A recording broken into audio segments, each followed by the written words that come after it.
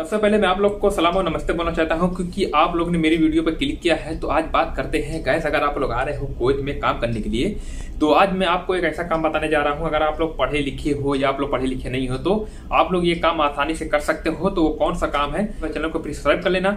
तो चलिए बात करते हैं। अगर आप लोग कुवैत में आ रहे हो और आप लोग को कोई भी काम पता नहीं है, हमारे इंडिया जैसे बोलते हैं कि चलिए ये कोर्स सीख लेते हैं, वो कोर्स कर लेते हैं, कंप्यूटर सीख लेते हैं, चलिए वेल्डिंग सीख लेते हैं, एसी सीख लेते हैं, सब काम सीख लेते हैं। लेकिन मैं आपको इस वीडियो के थ्रू ये बताता हूँ कि अगर आप लोग यहाँ पे आते हो क्लीनिंग का काम करने के लिए, क्लीनिंग का एक ऐसा काम होता है यहाँ पे जो पढ़ा लिखा बंदा होता है वो भी कर सकता है, जो पढ़ा लिखा बंदा नहीं है वो भी कर सकता है।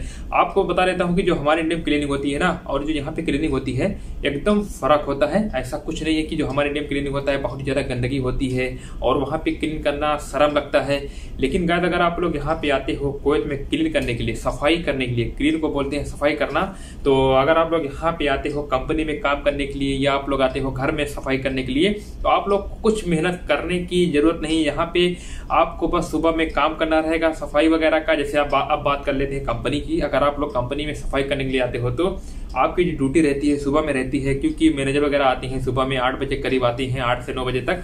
आप लोग को सुबह में आना पड़ेगा कम से कम 6 बजे, 6 से लेकर 7 बजे के अंदर में आप लोग को आ जाना है यहाँ पे। जैसा कि मेरी कंपनी में होता है और मेरे पास एक्सपीरियंस भी है, पिछले 6 साल का मैं यहाँ पे काम करता हूँ, इस वजह से मैं आपको बता पा रहा हूँ, अच्छे से मैं आपको लोकेट कर पा रहा हूँ। मैं आपको पूरा अच्छे से डिटेल बताता हूँ कि अगर आप लोग यहाँ पे आते हो कंपनी के काम करने के लिए खास तौर से तो आप लोग को 6 बजे आना ही पड़ेगा। और ये बंदा जो पढ़ा लिखा है वो भी कर सकता है, जो पढ़ा लिखा नहीं है वो भी कर सकता है। इसमें कोई भी कंडीशन नहीं है कि आप लोग क्लीनिंग का काम नहीं कर पाओगे। यहाँ पे बहुत से ऐसे भाई हैं जो हमारे इंडिया के हैं, क्लीन का काम करते हैं और वो महीने में कितना कमाते हैं, 200 KD, 180 KD। और भाई यहाँ पे 180 दिनार कौन कमा पाएगा?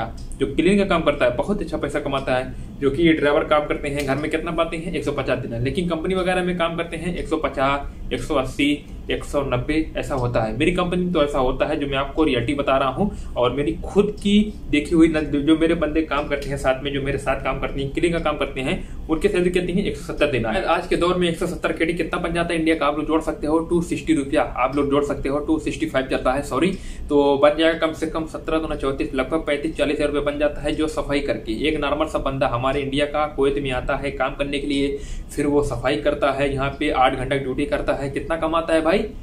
40,000 रुपया। 40,000 रुपया आपको इंडिया में कौन देने वाला मिलेगा? कोई भी आपको जिंदगी मिलेगा नहीं, क्योंकि जो काम बाई होती है हमारे इंडिया में बोलते हैं कि 4,000 रुपया कमाती है, 5,000 रुपया कमाती है। लेकिन अगर आप लोग कुवैत में काम करोगे सफाई का, जो कि एक अच्छे से पूरा सिस्टम होता है, पूरा आपको सामान दिया जाएगा सफाई करने के लिए, बरस देते हैं बड़ा सा, आपकी कमर दर्द नहीं करेगी, एक लंबा सा बरस होता है। जैसे मैं आपको बता देता हूँ, अभी मैं यहाँ पे खड़ा हो जाता हूँ और मैं यहाँ पे सफाई करूंगा ऐसे, तो कोई प्रॉब्लम नहीं होगी, आप लोग आराम से काम कर सकते हो। और यहाँ पे बहुत सा काम ऐसा होता है, आपको टॉयलेट वगैरह क्लीन करना पड़ सकता है और कुछ प्रॉब्लम नहीं है भाई। आप लोग के अंदर ऐसा जज्बा है कि मैं कुवैत में जाऊंगा पैसा कमाऊंगा, आप लोग आराम से आइए, यहाँ पे कुछ प्रॉब्लम नहीं है। हमारे इंडिया के हैं और नेपाल के लोग भी हैं, हर कंट्री के लोग यहाँ पे हैं, सफाई करते हैं और अच्छा खासा पैसा कमाते हैं भाई।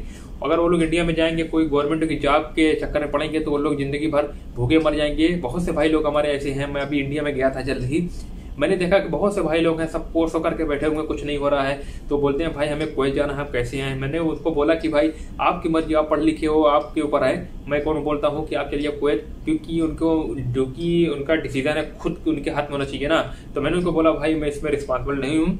अगर वो लोग कुवैत में आते हैं तो सफाई वगैरह करेंगे तो उनको कम से कम 40,000 मिलेगा, लेकिन वो लोग आएंगे नहीं। हमारे भाई जो ऐसे हैं जो कुवैत में आना चाहते हैं, मैं उन लोग के लिए वीडियो बना पा रहा हूँ, उन लोगों को वीडियो बना के दिखाना चाहता हूँ कि अगर आप लोग यहाँ पे आते हो, आप लोगों को कंपनी में 170 दिनार, 180 दिनार आराम से मिल जाएगा भाई, कोई टेंशन लेने की जरूरत नहीं है। अगर आप लोग आते हो कहीं दूसरी जगह, कंपनी कॉन्टेक्ट होता है कहीं कहीं पे, वो लोग देते हैं 100 दिनार, वो दूसरा सिस्टम होता है। और आज मैं इस वीडियो के थ्रू ये बात करना चाहता हूँ कि अगर आप लोग यहाँ पे आते हो कंपनी में काम करने के लिए, सफाई वगैरह थोड़ा मोड़ा हेल्प करना रहता है, तो आप लोग कितना कमाओगे भाई?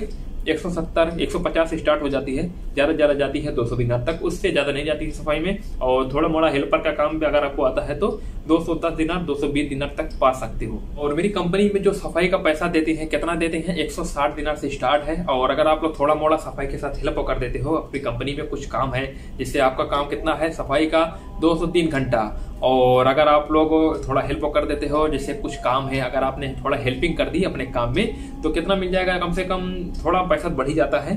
तो 200 दिनार 180 दिनार तक उनकी सैलरी हो जाती है। हेल्प करना कुछ प्रॉब्लम की बात नहीं है।